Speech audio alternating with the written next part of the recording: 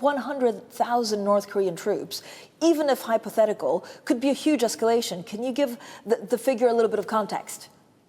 Absolutely. I think the first thing to keep in mind is that we're not talking about 100,000 troops in one go.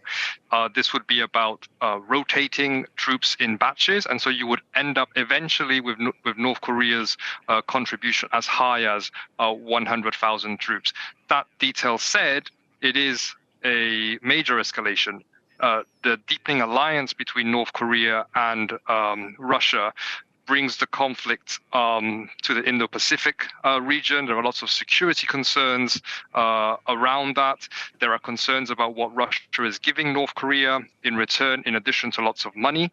For this support, Western nations believe that China is uneasy about this deepening alliance too. And importantly, it is the key element behind the U.S. decision to allow Ukraine to strike some military targets within Russia. So North Korea and Ukraine will be raised by several allies at the G20 summit. Alberto, what are we actually expecting? Is there anything that Europe can do at the moment? So it's a very interesting summit because if you look at the formal agenda, the hosts, Brazil, have tried really hard to keep Ukraine and the war in the Middle East off the agenda. There'll be a statement that will cover both in two boilerplate paragraphs.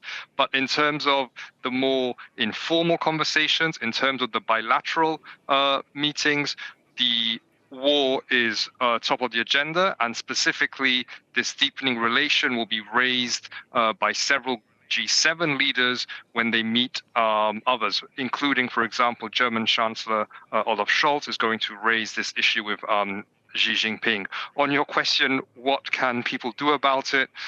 That's a very difficult question because nobody really knows. While China may be unhappy, will they actually do anything about it?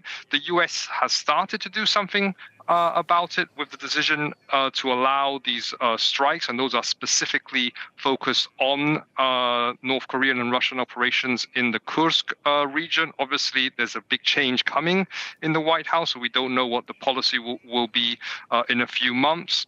In terms of Europe, they're still discussing whether they will follow similar US policy changes, and Europe is still trying to get its act together in terms of what they will actually do on the broader Ukraine strategy once Trump comes in. And of course, to be able to do that, they need to first understand what is Trump's actual policy, because beyond big headlines, there still aren't many specific details.